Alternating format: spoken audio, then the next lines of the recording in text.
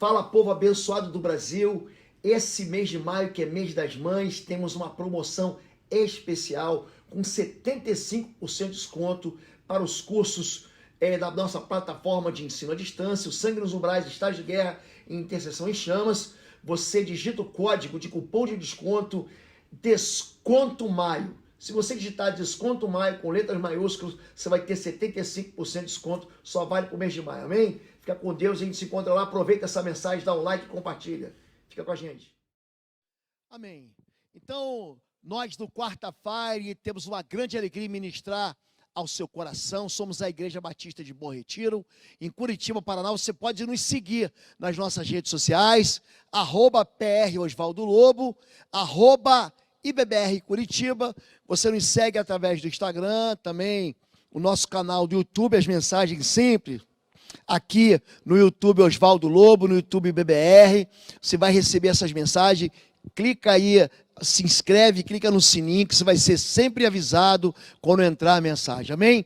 Nós temos ensinado a respeito de autoridade espiritual, em cima de um livro chamado Autoridade sobre as Trevas, um livro que eu publiquei alguns anos atrás, e já tem algumas edições, e eu quero sempre dar uma ferramenta prática. Não adianta eu trazer aqui um monte de argumento teológico, um monte de Bíblia, sem te dar o quê? A ferramenta prática. Eu gosto muito dessa questão de fazer você vencer, de tornar você um guerreiro, de tornar você um vencedor, de fazer com que você saia da imaturidade espiritual e se torne um valente, como o Senhor chama.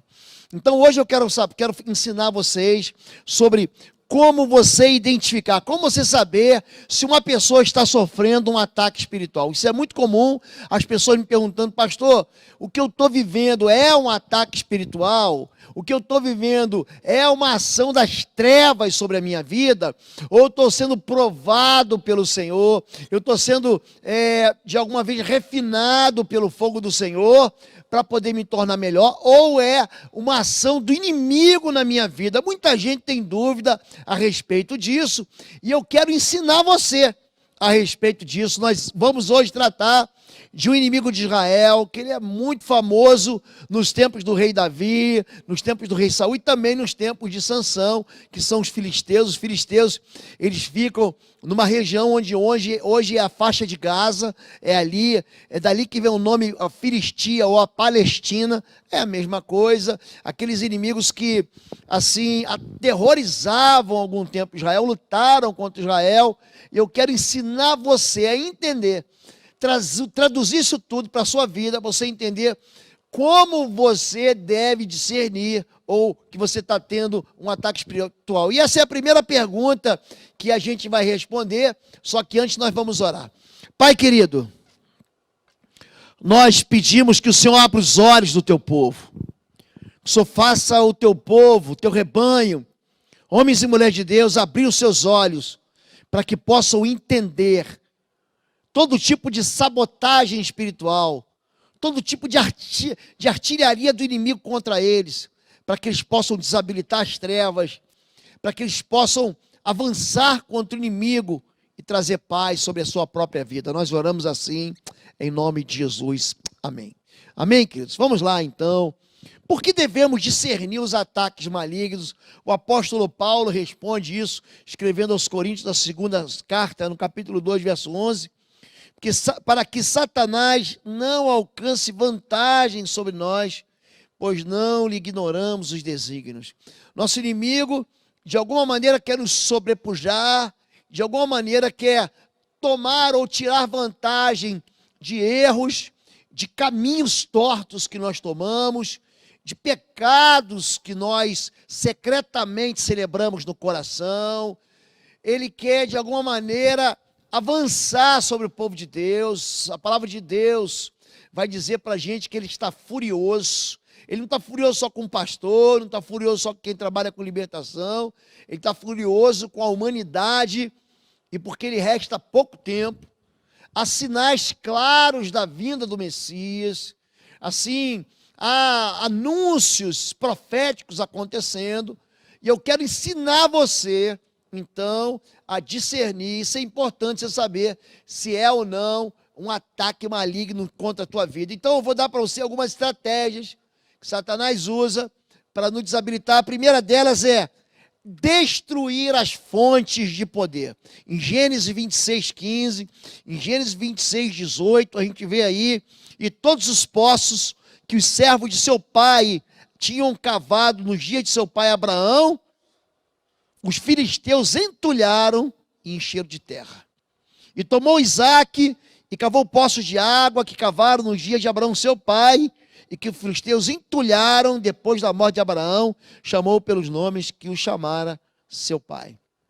Primeira coisa que o inimigo vai fazer para te atacar é tirar tuas forças. Existe um tipo de guerra que foi anunciada, que primeiro aconteceu na invasão da Alemanha, por exemplo, na Polônia, na Segunda Guerra Mundial. É a chamada Blitzkrieg. É uma ação de choque em que você desabilita a artilharia inimigo, você retira as defesas do inimigo, você retira o poder do inimigo de reação.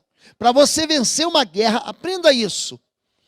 Toda guerra é vencida quando? Quando você convence o teu inimigo de que ele não pode mais lutar. Como é que a guerra no teatro de operações europeu acabou na Segunda Guerra Mundial? Acaba quando a Alemanha reconhece que não tem mais condições de segurar o avanço dos aliados que vinham com a Rússia pelo leste e vinham com os aliados americanos e franceses pelo oeste. Quando é que o Japão se dobrou e caiu de joelhos e capitulou na Segunda Guerra Mundial? Quando foi lançada uma bomba em Hiroshima e uma segunda bomba em Nagasaki, ali o japonês se entregou e disse: eu não tenho mais condições de lutar. Então presta atenção, o inimigo vai tirar tuas fontes de força. Quando ele vai lá e entulha os poços, os filisteus eles fazem isso.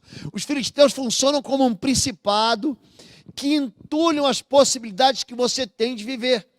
Ele vai retirando as tuas fontes de poder, ele vai esganando tuas finanças, ele vai destruindo o teu casamento, ele vai retirando o teu ministério, ele vai afastando os seus filhos, ele vai trazendo você para um lugar que você diga assim: não tem mais força. Retirar a força de poder é fazer você enfraquecer. Retirar as fontes de poder é fazer você desistir de lutar. E não fica pensando que o inimigo faz isso de uma hora para outra, não. Ele vai fazendo devagar, ele não tem pressa, ele vai de uma maneira assim muito inteligente, retirando os seus sustentos, retirando a sua alegria, retirando as suas motivações, roubando as suas promessas, fazendo você desistir daquilo que Deus determinou sobre sua vida. Desabilitar para a guerra é a segunda estratégia do maligno. 1 Samuel 13, olha como é que os filisteus trabalham, do verso 19 a 22. Naquela época, não havia nem mesmo um único ferreiro em toda a terra de Israel, pois os filisteus não queriam que os hebreus fizessem espadas e lanças. Assim, eles tinham que ir aos filisteus para afiar seus arados, enxadas, machados e foices. Por isso, no dia da batalha, nenhum soldado de Saul e Jonatas tinha espada ou lança nas mãos, exceto o próprio Saul e o seu filho Jonas. Eu faço um esforço aqui de pegar todas as minhas mensagens e colocar no YouTube para todo mundo ver, para todo mundo conhecer. Porque quanto mais guerreiros nós tivermos, quanto mais soldados nós tivermos de Cristo, menos o império das trevas vai operar nas suas tentativas de nos atacar. Quanto mais, quem dera cada igreja tivesse um ministério de libertação, cada igreja tivesse um ministério de intercessão, cada igreja tivesse um ministério de aconselhamento, cada igreja tivesse um ministério forte, fortalecido no Senhor para vencer batalhas. O que você deve saber é que o inimigo não quer que você tenha arma de guerra. Então ele vai fazer de tudo para você não conhecer a palavra de Deus. Ele vai te alimentar com muita rede social, ele vai te alimentar com muita distração, com dinheiro. Quando acabar o coronavírus, você vai assim, eu tenho que descansar, eu tenho que viajar, porque eu estou morto de cansado de ficar em casa. O inimigo vai fazer de tudo para que você não se importe com a Bíblia, que você veja bastante séries, e séries educativas, séries humanistas, séries científicas. Ele vai fazer com que você encha a sua vida de conhecimentos muito bons, mas inúteis na guerra. Inúteis. Para quê? Para que quando o inimigo te atacar, você não saiba como você vai se defender. O povo de Israel naquele tempo, não havia nenhum ferreiro, ou seja, não havia nenhum professor de escola bíblica. Hoje, algumas visões estão acabando com a escola bíblica, e quando você acaba com o ensino, você deixa o povo emburrecido, você deixa o povo eles não sabem, não conhecem. Eu aproveitei essa pandemia, li a Bíblia inteira, e aí tem um povo que diz assim, não tenho tempo para nada. Ele tem tempo para tudo, e diz que não tem tempo para nada. Então, uma das coisas que ele vai fazer é te desabilitar para a guerra. Como é que ele vai desabilitar você para a guerra? Ele não vai deixar você ter a única arma de ataque, que é a palavra de Deus. A única arma de ataque. Olha, sangue do cordeiro é arma de defesa. Se você estiver debaixo do sangue, escute, o inimigo não te toca. Arma de defesa. A armadura de Deus. Você vê o capacete da salvação, é um capacete, não é uma arma de ataque. São as botas da prontidão do evangelho da paz, é uma arma de defesa, você não furar teu pé quando você pisar em serpente e escorpião.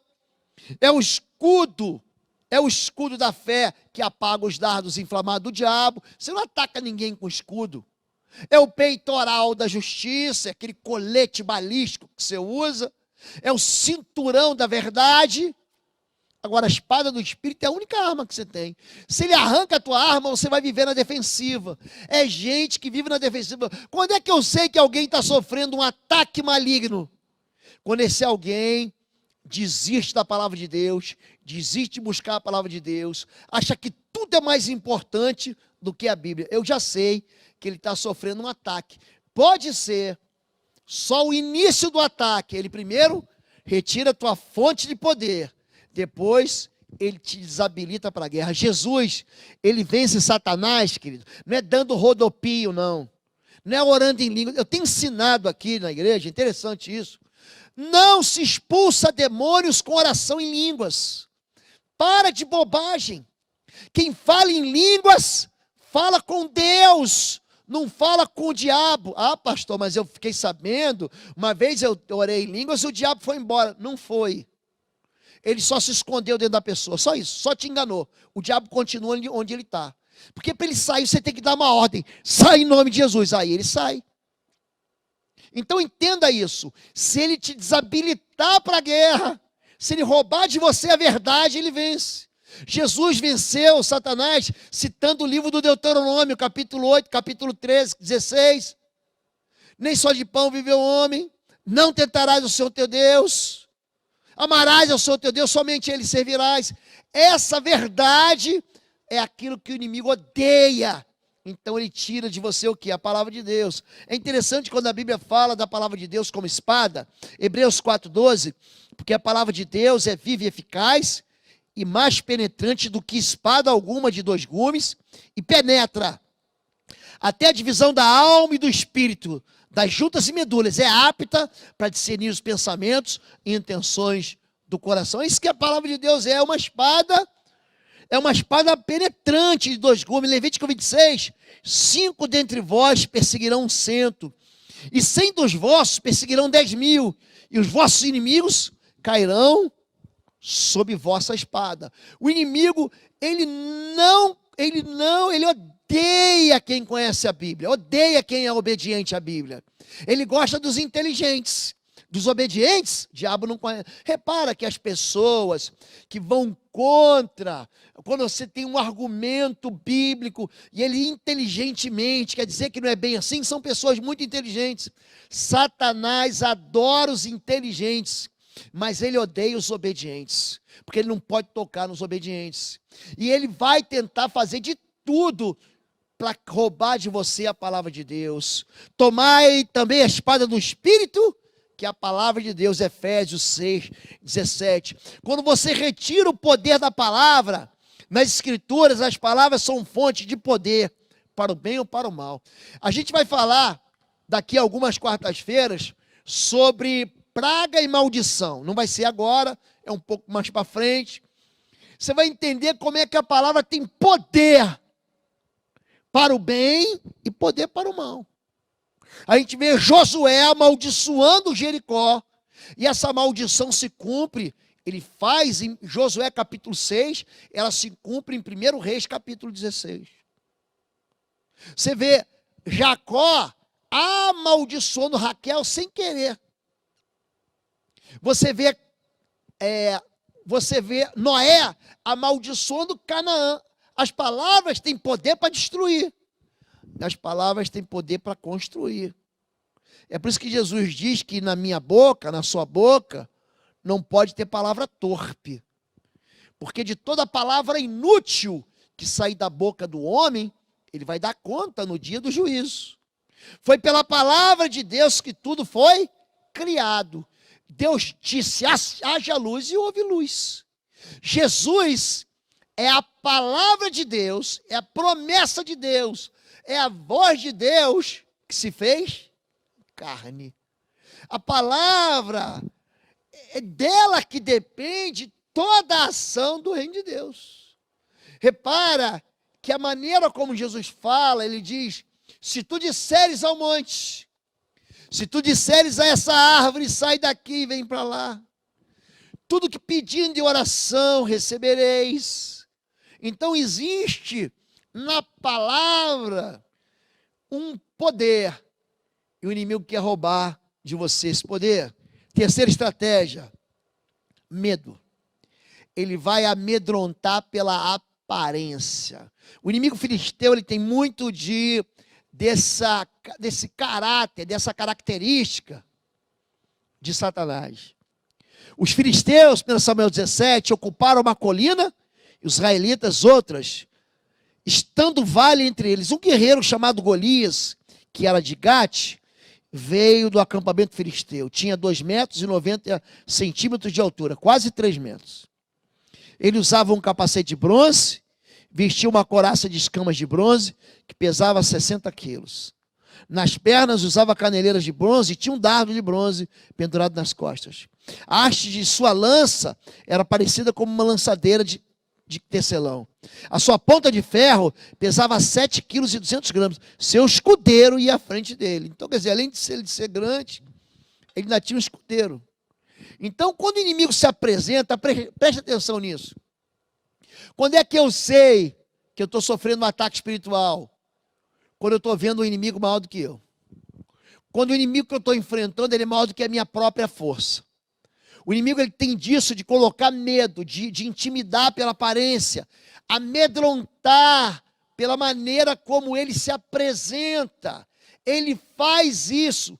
E os medrosos, os iniciantes da fé, os neófitos, ficam logo impressionados com a aparência do inimigo. Aqui diz que todo o exército de Israel fugiu de medo. Então, quando você olha sob a perspectiva de Deus, você começa a ver o gigante como alguém muito menor do que Deus. Então, é por isso que Davi venceu o gigante. É porque ele fala, o meu Deus vai destruir esse gigante, vai acabar com a raça dele. Ele me livrou no passado e vai acabar com esse circunciso filisteu. Quando a gente fala sobre medo, ele leva à intimidação, e medo é fé no diabo. Você não tem condições de lutar contra este filisteu. Você é apenas um rapaz, e ele é um guerreiro desde a mocidade. 1 Samuel 17:33, há uma voz que entra no seu ouvido e que é abrigado no seu coração, na sua mente, no seu coração, dizendo que você não tem capacidade, porque você não é do ministério, porque você é novo convertido, Porque você precisa de mais experiência. Escute o que eu vou dizer para você. Primeira vez que eu expulsei um demônio, eu não tinha nem 2 meses de fé. Primeira vez que eu expulsei um demônio. Então joga essa besteira fora, de que você não é capaz. O Senhor Deus habita dentro de você, querido. O Espírito de Deus se move na tua vida. E você, o que você precisa para vencer as trevas é isso. É esse poder que o inimigo também vai tentar tirar, entendeu? Então, se você gostou, já dá um like na mensagem e manda no WhatsApp para quem está recebendo, que nós estamos ainda no início da mensagem. Quarta estratégia. Como é que você sabe que você está sofrendo um ataque espiritual? Quando os ataques são justamente direcionados à liderança. Você vê que o pai de família está sendo atacado, o pai de família está sofrendo um ataque da depressão, da tristeza, do desemprego, da desistência, do medo. Quando você vê uma liderança enfraquecida, quando você vê uma liderança adoentada, amedrontada, você já sabe que Satanás está aí. Ele ataca o líder. É por isso que nós temos que, aqui na nossa igreja, a liderança lê um livro chamado Lealdade e Deslealdade. Porque é muito simples uma pessoa se tornar um desleal. Muito simples.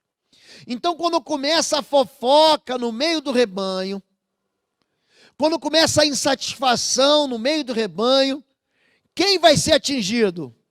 O líder.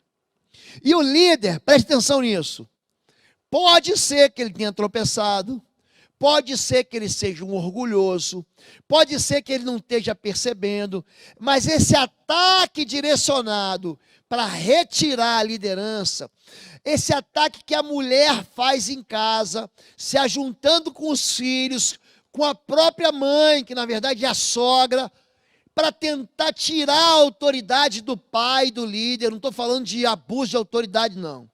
Estou falando de maridos e pais que são violentos. Não estou falando disso, não. Eu estou falando de uma tentativa de desconstruir a liderança.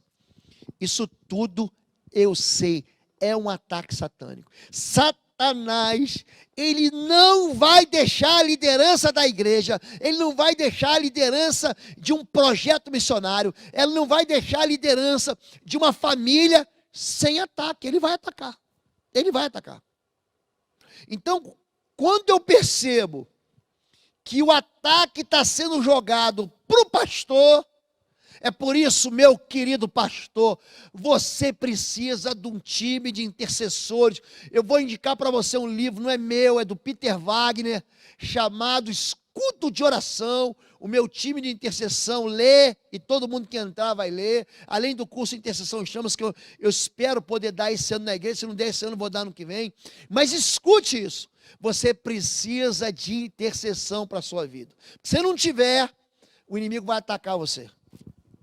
Ataques concentrados no líder. 2 Samuel 21, de 15 a 17. Aliás, eu vou voltar porque eu não li o primeiro, pelos Crônicas 10, de 1 a 6. E os filisteus pelejaram com Israel, e os homens de Israel fugiram de diante dos filisteus, olha só, e caíram mortos nas montanhas de Gilboa. E os filisteus perseguiram a Saul e a seus filhos. Ele vai perseguir o rei e os filhos. Por quê? Porque ele não quer descendência de ungidos no altar. E mataram a Jonatas, e a Abinadab, e a Malquissua, filhos de Saul. E a peleja se agravou contra Saul. Assim, morreram Saul e seus 3 filhos, e toda a sua casa morreu juntamente. É interessante que ele não vai só atacar o pai, ele vai atacar os filhos. O pai é crente, mas ele vai lançar a força dele inteirinha contra a família dos crentes, para que aquela família não deixe nenhum herdeiro, não deixe nenhuma herança espiritual, para que não seja um problema. Porque uma pessoa convertida se torna um problema. Eu fui o primeiro a me converter na minha família. Tanto na minha família como na família da minha esposa. Gente, depois que um se converte, se esse homem for um homem de fibra, se essa mulher for uma mulher de fibra com Deus, todo mundo vai se converter. E eu gosto de dar meu testemunho, por quê? Porque eu me converti no metade de uma família que era idólatra, e a outra metade da família era de feiticeiro. E o diabo não me tocou, não. Teve guerra o tempo todo. Mas eu saí ileso e continuo ileso com os meus filhos no altar. Agora, preste atenção. Ele vai direcionar ataques para a liderança. 2 Samuel, agora sim, 21, de 15 a 17. Ataques concentrados no líder. Houve ainda outra batalha entre os filisteus e Israel. Olha, os filisteus estão sempre lá. Davi e seus soldados foram lutar contra os filisteus. Davi se cansou muito e Bibenob, descendente de Rafa, prometeu matar Davi. A ponta de bronze da lança de Bibenob pesava 3 quilos e 600 gramas, e ele estava armado com uma espada nova. Mas Abisai, filho de Zeruia, foi em socorro de Davi e matou o filisteu. Preste atenção. Você tem uma igreja, e a igreja é uma bênção.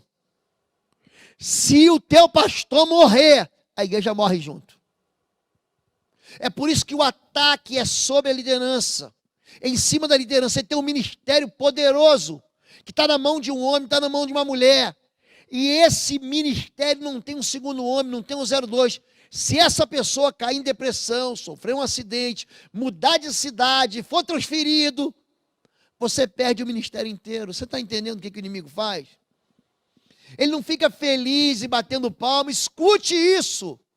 Porque você tem, ele tem uma família feliz, ele tem uma casa próspera, ele tem uma empresa bendita, ele tem um ministério poderoso. Ele não vai ficar batendo palmas para você. Então você tem que entender que esses ataques, quando é que eu percebo que eu estou debaixo do ataque? É quando a liderança ministerial, é quando a liderança da igreja está sofrendo, sim, um ataque. Número 5, persistência maligna. A persistência maligna. Mais uma vez, os filisteus marcharam e se espalharam pelo vale de Refaim. 2 Samuel 5, 22. Tiveram mais os filisteus uma peleja contra Israel. Houve outra batalha com os filisteus em Gobe. Noutra batalha em Gate havia um homem de grande estatura. Então veja bem. Fala, povo lindo do Senhor.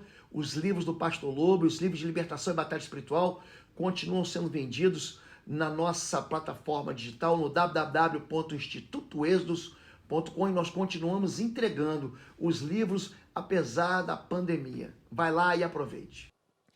Como é que você percebe que você está sofrendo um ataque maligno? Quando existe uma repetição de ataques persistentes contra a tua vida ou em áreas da sua vida. Pastor, a minha vida financeira sofre repetidos golpes. Sofremos repetidas perdas. A minha vida afetiva, aliás, ontem eu fiz uma live sobre por que os casamentos fracassam, por que os relacionamentos fracassam, e está no canal do YouTube. Então, os relacionamentos da pessoa, todos eles sofrem uma mutilação, sofrem um aborto, sofrem a morte. Pastor, eu achava que eu ia casar com essa moça, ia dar tudo certo, mas não deu certo, e o leite derramou, e o bolo desandou, e não deu certo. Então, quando é que eu sei que existe um ataque, quando há uma persistência maligna? Número 6, quando é que eu sei que eu estou sendo atacado? Quando há uma insistência das trevas em retirar o poder do Espírito da minha vida. Juízes 16, 14 a 5, conta a história de Sansão. Veja se você consegue induzi-lo a mostrar-lhe o segredo da sua grande força e como poderemos dominá-lo, para que o amarremos e o subjuguemos. É isso que o inimigo quer, querido. Te amarrar. Te colocar dentro de uma jaula. Te colocar dentro de uma prisão. Te colocar dentro de um calabouço. Te colocar dentro de um buraco. Ele quer te amarrar e impedir você de agir. Então ele vai fazer como? Vai retirar o poder do teu espírito. Você sabe, eu já expliquei isso algumas vezes. O poder de Sansão não era o cabelo, preste atenção nisso. O cabelo era só uma evidência de que ele era consagrado a Deus. Pessoas consagradas a Deus deixavam o cabelo crescer. Ele tinha 7 tranças, esse homem chamado Sansão. Quando alguém olhava para um homem cabeludo, Homens cabeludos não viviam como cabeludos. É isso, é a cultura judaica. Eles cortavam o cabelo. Mas aquele homem que tinha lá 7 tranças, todo mundo que olhava para ele falava assim, não, esse aí é nazireu. É a mesma coisa que hoje eu sair na rua, se eu colocar um colarinho clerical, se eu fico com a Bíblia debaixo do braço para cima e para baixo, todo mundo vai olhar e falar assim, ele é crente. Vocês estão entendendo isso? O poder não estava nisso, o poder estava na consagração dele a Deus. Ele devia viver em pureza. E aqui o inimigo, ele dá uma ordem para quê? Eu quero entender qual é o segredo da força dele. Ou seja, o segredo da força dele era a pureza, era viver cheio de espírito. E diz assim, continuando Juízes 16, 19, 21. Fazendo dormir no seu colo, ela chamou um homem para cortar as 7 tranças do cabelo dele, e assim começou a subjugá-lo. A sua força o deixou, ele acordou do sono e pensou, sairei como antes e me livrarei, mas não sabia que o Senhor o tinha deixado. Os filisteus o prenderam, furaram seus olhos e levaram para Gaza. Prenderam-no com algemas de bronze e o puseram a girar um moinho na prisão. Tem muita gente que nem vê que está perdendo o espírito. Olha como é que o inimigo foi aqui inteligente. Mandou uma moça bonita. Uma moça que não era crente. Mas uma moça que tratava ele muito bem. Dorme no meu colo. Homem, olhe para mim, você, homem e mulher. Cuidado aonde você está dormindo e colocando a sua cabeça para descansar. Cuidado, querido. Cuidado. Não, pastor, ela é boazinha. Presta atenção. Existem princípios na Bíblia que não devem ser quebrados. Ela fez ele dormir, ele despertou do sono, eu gosto dessa expressão. Despertando ele do sono. Querido, preste atenção. Quando você despertar do sono, vai ser tarde demais. Você já vai estar sem o Espírito. Você já vai estar sem as promessas. Você vai ter seus olhos cegados. Você vai passar a girar moinho na prisão, no cárcere.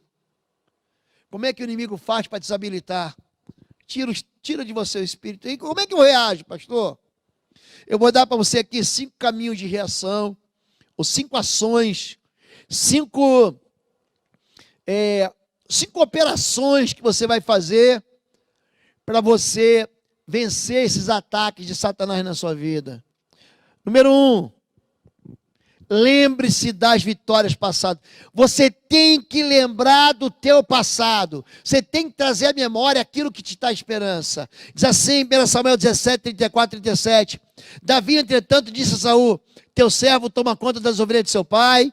Quando aparece um leão ou um urso e leva uma ovelha do rebanho, eu vou atrás dele, atinjo com golpes, livro a ovelha de sua boca. Quando se vira contra mim, pego pela juba, atinjo com golpes até matá-lo. Teu servo é capaz de matar tanto o leão quanto o urso. Esse filisteu incircunciso será como um deles, pois desafiou os exércitos de Deus vivo. O Senhor que me livrou, ele está lembrando do passado. O Senhor que me livrou das garras do leão e das garras do urso, me livrará das mãos desse filisteu. Querido, sabe por que é bom você lembrar do passado? Porque o nosso Deus é uma rocha. Nele não há mudança e nem sombra de variação. Deus não muda. Deus continua sendo Deus na minha vida e na sua vida. Eu venci lá atrás 1, eu venci lá atrás 2, eu venci lá atrás 3. Deus é comigo hoje, Deus será comigo amanhã. Então se lembre que o Deus que te livrou hoje, ontem vai te livrar hoje. Não fique com medo do inimigo. Jogue fora isso. Lembre-se, primeira coisa, de quem é teu Deus, olhe para trás. Número 2, não use a fé dos outros. Não use a unção dos outros. Não use a armadura dos outros. Não use a experiência de ninguém. O gigante filisteu é teu. Quem vai ter que vencer é você. E o pior problema que existe na sua vida, sabe qual é? É o seu problema, porque o seu problema quem vai vencer é você, não sou eu. Eu só ensino você a vencer, eu só motivo você a vencer. Você vai ter que vencer. Diz assim, Então Saul vestiu Davi com sua própria túnica, colocou-lhe uma armadura e um capacete de bronze na cabeça. Davi prendeu sua espada sobre a túnica e tentou andar, pois não estava acostumado àquilo, e disse a Saul, não consigo andar com isso, pois não estou acostumado. Assim tirou tudo aquilo, em seguida pegou seu cajado, escolheu riacho 5 pedras lisas, colocou-as na bolsa, estourando só o forte de pastor, e com a sua tiradeira na mão aproximou-se do filisteu. Escuta o que eu vou dizer para você. Quando eu me converti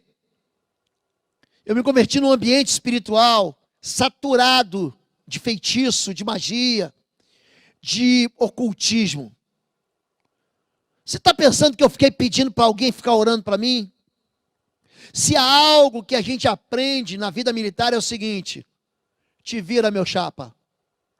O mundo gira e o crente se vira. Não está na Bíblia, mas devia estar. É brincadeira, não devia estar não, mas é coisa minha. Mas eu aprendo isso. Te vira, aprende você a orar, aprende você a jejuar, aprende você a vencer. Para de ficar pegando a armadura dos outros. A armadura é tua, meu irmão. Você pega a armadura, você pega o que você tem. Deus colocou na tua mão um cajado e 5 pedras. É com isso aí que você vai lutar. Tem gente que já nasce com a espada embanhada.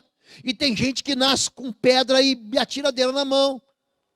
Então, não use a unção dos outros. Não jogue para os outros a responsabilidade que é sua. Aqui, no canal do YouTube, tem muita gente enfraquecida. Tem muita gente medrosa. E tem muita gente mal orientada. Esses dias alguém me perguntou, pastor, o meu líder falou que não era para eu jejuar. Querido, vai ler a Bíblia. Vai ler o livro de Jonas. Até criança jejuou no livro de Jonas. Então, para de bobagem. Para de ensinar aquilo que a Bíblia não ensina. Para de colocar medo no povo de Deus. Eu e você somos chamados para lutar dentro das condições de Deus, sem fazer maluquice, sem fazer doideira, mas somos assim chamados a lutar pelo povo de Deus. Se você botar a tua oração aqui, se eu coloquei um coraçãozinho, porque eu respondo todas elas, se eu coloco um coraçãozinho, significa que eu orei por você. Colocou um pedido de oração, colocou aqui agora, o time de intercessão está agora. Irmão Paulo, irmã Yara, irmão Luiz, e doutora Anne, tem um timaço aqui, estão todos orando por você. O Cristo está orando, o pastor Marcos está orando, o pastor Queco está orando, minha esposa, a pastora Fabíola, está orando, eu estou orando, mas preste atenção. Quando acabar essa mensagem aqui, quem vai continuar na batalha é você. Então não fica pegando nem a unção e nem a oração dos outros. Dobre você o teu joelho, clame você, e Deus já te dá vitória. Número 3, outra ação para vitória. Aprenda isso de uma vez por todas. Santidade e pureza.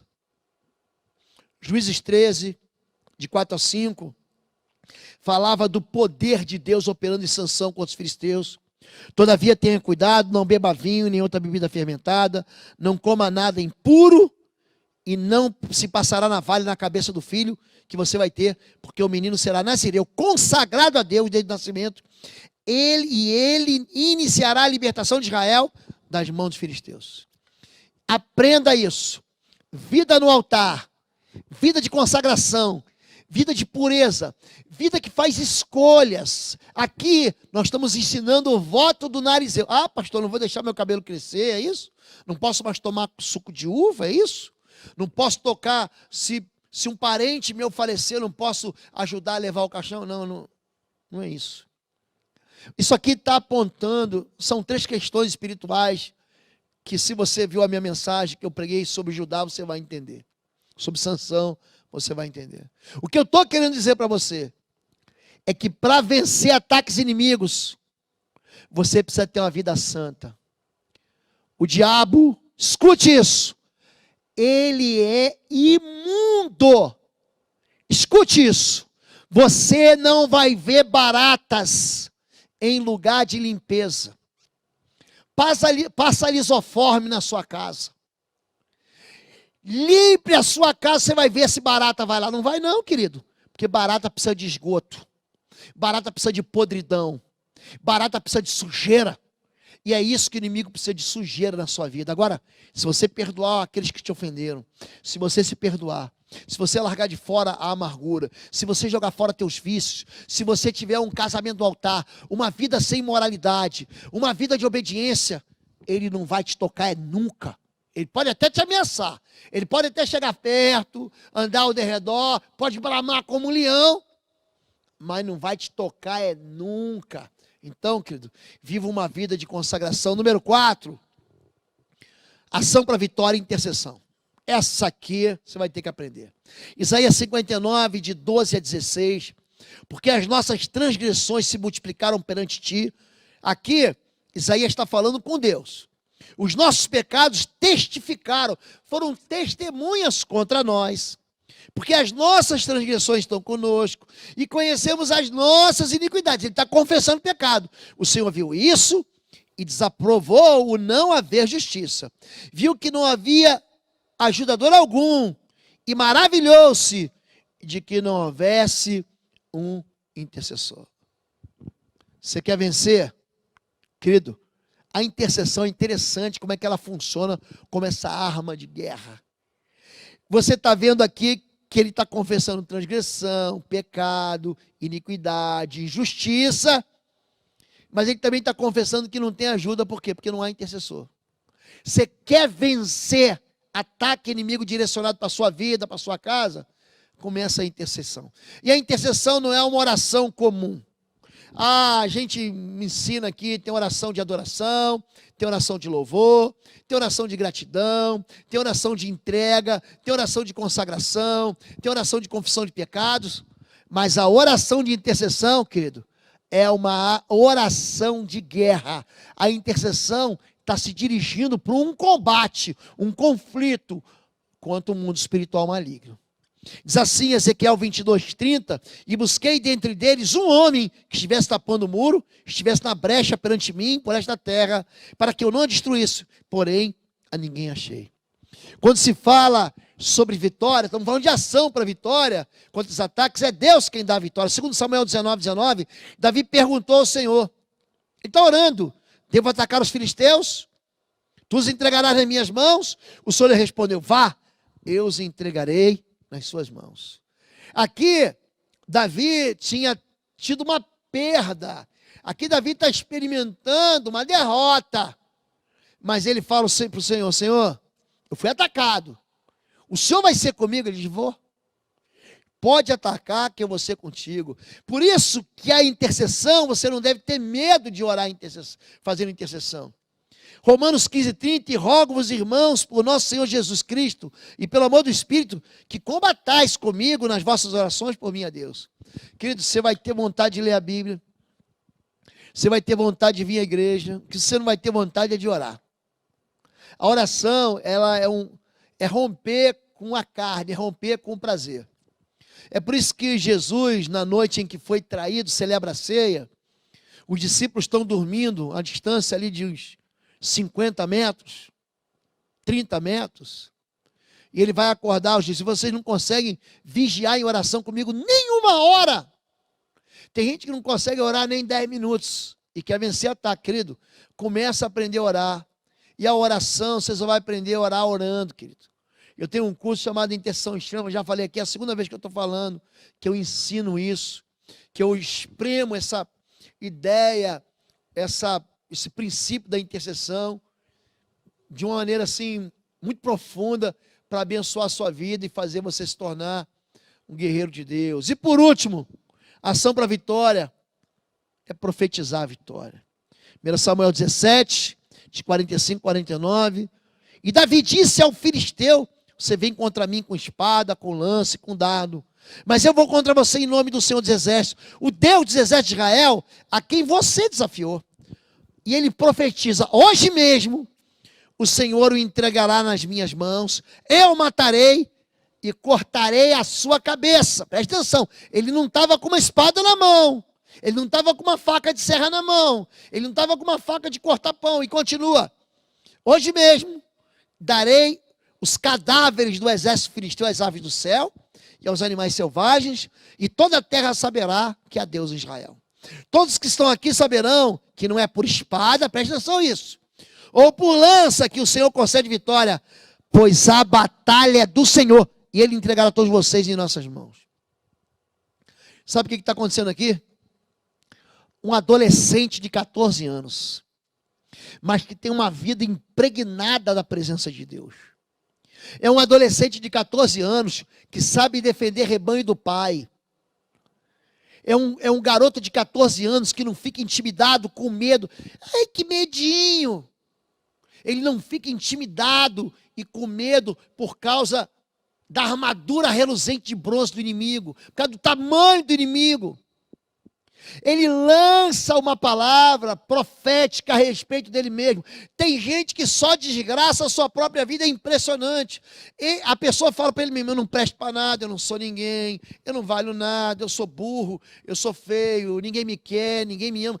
Ele mesmo lança sobre a vida dele uma auto-maldição, ele pragueja contra ele mesmo, a boca dele está anunciando a derrota que está dentro dele, do coração dele, porque a boca fala do que está cheio o coração. Agora, Davi é um menino que não experimenta a derrota. Por quê? Ele sabe quem é o Deus dele, ele vive em pureza, ele é consagrado ao Senhor, ele conhece a palavra de Deus, ele conhece o Deus de Israel. Ele fala: eu venho em nome do Deus dos exércitos de Israel, a quem tu afrontaste. Ele não é um menino ali, brigão, que quer sair no tapa, porque roubaram a bola de gude dele, porque tomaram a bola dele. Ele está defendendo a honra do Senhor. Querido, defenda a honra do Senhor na sua casa. Defenda a honra do Senhor na sua própria vida, na sua própria família. E se você está vivendo debaixo de um ataque satânico, profetize a derrota de Satanás. Dê uma ordem na sua casa para que ele saia. Ande pela sua casa. Abençoe cada cômodo da sua casa, as pessoas que vivem. Abençoe o cômodo que está teu pai, tua mãe, teu filho, tua filha, teu neto. Anda pela tua residência. Estabelece o trono de Deus. Faz recuar toda a arma preparada do inferno. Faz cair por terra em nome de Jesus. Dê uma voz, em nome de Deus, dê uma voz para que todo o exército inimigo recue. Coloque essas ameaças, coloque essas palavras contrárias debaixo da verdade bíblica. Quando alguém disser você não vai conseguir, diga: em nome de Jesus, eu vou avançar e vou tomar em nome de Jesus para a glória do Senhor. Amém?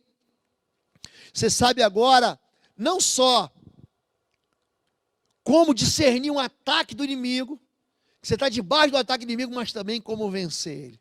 Semana que vem, no quarta-feira, tem mais. Aliás, deixa eu já indicar, amanhã, 21 horas, nós teremos live com a doutora Annelise Hill, nossa psicóloga, do Instituto Êxito aqui da igreja também.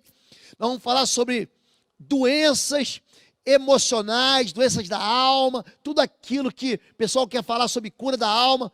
Canal do YouTube Osvaldo Lobo. Deixa eu orar por você agora em nome de Jesus. Pai querido, teus filhos, de uma maneira geral, têm sofrido ataques de toda sorte, através dos inimigos espirituais do Senhor Jesus Cristo, através de Satanás e seus demônios. Eu quero pedir que essa palavra no coração deles incendeie eles, Pai. Coloque fogo no seu coração, coloque esperança, fortaleça as suas vidas em nome de Jesus, fortaleça as suas histórias em nome de Jesus, para que eles se tornem combatentes valorosos, para que eles se desliguem de tudo que está aprisionando, amarrando, sujando a vida deles, Pai. Lança sobre o teu povo agora em casa, Senhor Deus, o sangue do Cordeiro. Purifica a sua armadura. Tira todo o óleo velho, rançoso, estragado, apodrecido. Coloca do teu óleo novo, do teu óleo fresco, do Espírito Santo sobre eles, Pai. Dá coragem para o teu povo, tira todo o medo e faz deles vencedores em nome de Jesus. Amém, amém e amém. Eu te abençoo em nome de Jesus. Se você quiser saber mais sobre intercessão, tem um curso de intercessão em chamas que você pode buscar aí. Fica com Deus. Beijo no coração. Segue a gente no IBBR Curitiba, no PR Osvaldo Lobo, no Instagram. Um beijo no coração, que é o amor de Deus, nosso Pai, a graça do nosso Senhor e Salvador Jesus Cristo, as consolações do Espírito Santo de Deus sejam sobre sua vida, sobre toda a igreja espalhada sobre a terra, em nome de Jesus. Fica com Deus. Paz. Até a próxima.